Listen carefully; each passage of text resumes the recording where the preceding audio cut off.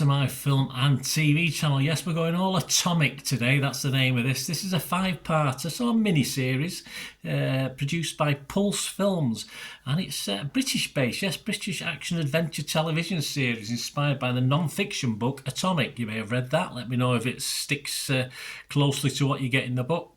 That was by William Langenschweitz. There's a good name. This series, or the first 2 episodes of this series, premiered on the 28th of August 2025. I'm doing this review on the 2nd of September, so 2 or 3 days later. I've been away for the weekend, otherwise I would have done it a little bit earlier. This is on Sky Atlantic, guys, so if you've got Sky Atlantic on your streaming sites.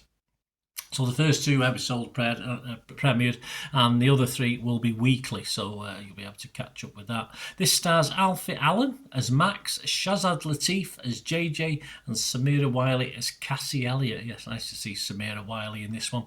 And it's about, well, they claim it's about 2 civilians who get caught up in a cartel's uranium smuggling across North Africa. Facing a nuclear threat, they must decide whether to save themselves or stop the bomb delivery while evading agencies and traffickers. Well, I have to say, after a couple of episodes, the jury on this one remains a little bit out, actually, or well and truly out. The synopsis claims 2 civilians get caught up, but these 2 are far from ordinary civilians.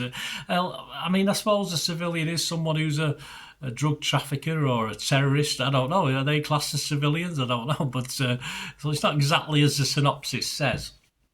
But it is an interesting scenario. I mean, it's unusual. It feels a little bit far-fetched. That doesn't usually bother me. It certainly wouldn't bother me in an action comedy thriller, which this isn't classed as a comedy thriller, but I think there are elements where it may have go into that realms. And he does throw a lot at you early on without being too confusing, which is good for my old brain. The 2 main protagonists, Alan and Latif, on the run, despite, of course, their previous dodgy career choices and backgrounds, are fairly likeable. And there's there is a growing on-screen chemistry between them. You just know they're going to end up... well, I won't say best of buddies, but you know where it's going. It's been done before many, many times. I think this had been longer than 5 episodes, and I'd be struggling to think how the hell they're going to fill the time. How they're only going to fulfill 5 episodes, because there's a lot of running in this, there's a lot of jumping, there's a lot of repetitivity, there's a lot of killing, as you'd expect. There's a lot going on, but the plot is sort of sorted now. 2 episodes in, you know what's happening. So unless they sort of build things around it, it'll be interesting how they fill the last 3 episodes anyway. It's a serious subject matter, of course it is, but I think, as I said, I think this may have benefited more from a more comedic element because it's just so far-fetched and silly. The setup of certain things. Of course, Max is the cheeky chappy in this. He's the cheeky young Michael Caine lookalike, if you like. Blonde hair. He's a drug trafficker who only speaks English in North Africa. I have no idea how anyone would survive that long doing that, in that job, in that area of the world, but it seems very implausible to me. But as I said, it's not real. It's not a true life drama. I do sort of whinge other people saying silly things like that, but I just there has to be some believability.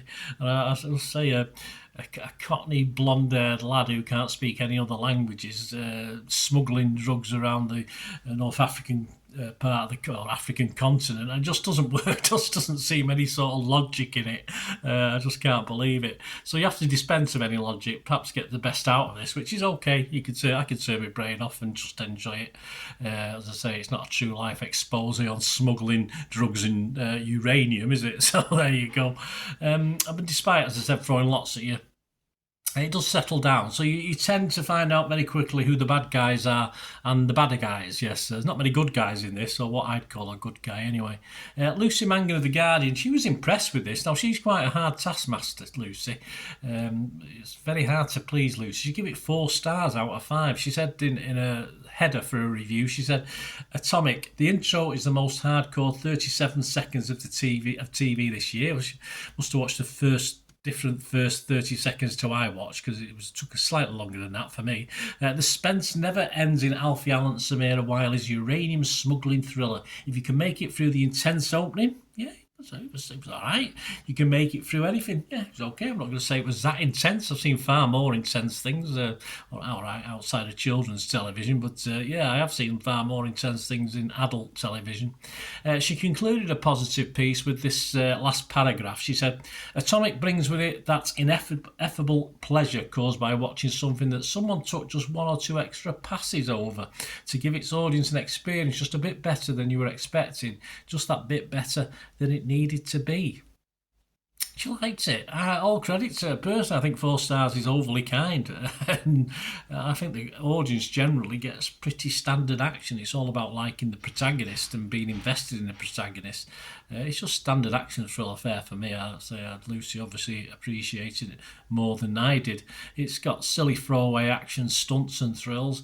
Nothing really to push this to the top of my viewing list at the moment. I'm playing a bit of catch up, having a weekend away. As far as the last 3 episodes to come are concerned, if I do run out of other things to watch, I may delve back in to see if these 2 characters save the world or even themselves. But I know the score on both counts, I think, by the end. But yeah, I might just delve back into it. But as I say, I'll have to be at a bit of a loose end and not have anything else to watch, because it's okay. It's just action thriller. Just not quite right for me. It's just it's interesting in a sort of throwaway way, which means because I've watched 2 and I've got 3 to watch, I may end up not watching them, but we'll see. Yeah, as far as other scores, there's not much out there. There's nothing on Rotten Tomatoes as I'm recording this. I'll be fresh on it. I'm not going to be rotten on it because there are bits in it I quite like. Metacritic, I'd have to be mixed. I couldn't be totally positive or negative. Internet Movie Database, 244 scores and reviews as I'm recording this, and it's getting a 6.5 out of 10, so that bodes well. I'd imagine that score will go between 6 and 6.5 whilst it's on Internet Movie Database forever now, probably, as long as Internet Movie Database is around. So 6.5 is 5. I can't be that positive on it. I can't heartily recommend it, even though it's all right. As throwaway action thriller stuff, yeah, I'd probably recommend it. But generally, I'm just going to give this a 5.5, which is my sort of sit on the fence score. On the basis that, yeah, I'm not in any great rush to watch the last 3 after watching the first 2, so that sort of says it all, really. I couldn't give it a 6, but it's got to be better than a 5. I'll give it a 5.5 out of 10. There you go, guys. Let me know what your thoughts. It'd be great to have your views, of course. If you like what I do on the channel, it'll be wonderful. You can press that like button, guys. It sort of helps the logarithms as well. It helps me get out there as a channel as well. So if you can do that, it'd be very appreciated. My thanks to you. You can give that like button a smash.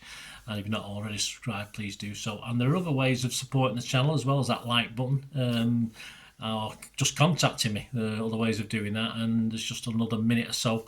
You can find out ways of helping the channel out or contact me. Just stay watching and listening. I hope you enjoyed the feature, guys. Thanks for watching. Please, if you did enjoy the content, please give us a thumbs up, and if not already done so, press that subscribe button. If you're not already subscribed, that'd be wonderful. It's free to subscribe, absolutely free. Also, check out my social media links if you want to follow me on TikTok, Instagram, X, Facebook. They'll all be in the description below. And my special thanks to supporters of the channel, yes, Piat6505, who have an eBay shop selling film and TV memorabilia, including posters, books, magazines. There'll be a link again in the comments section.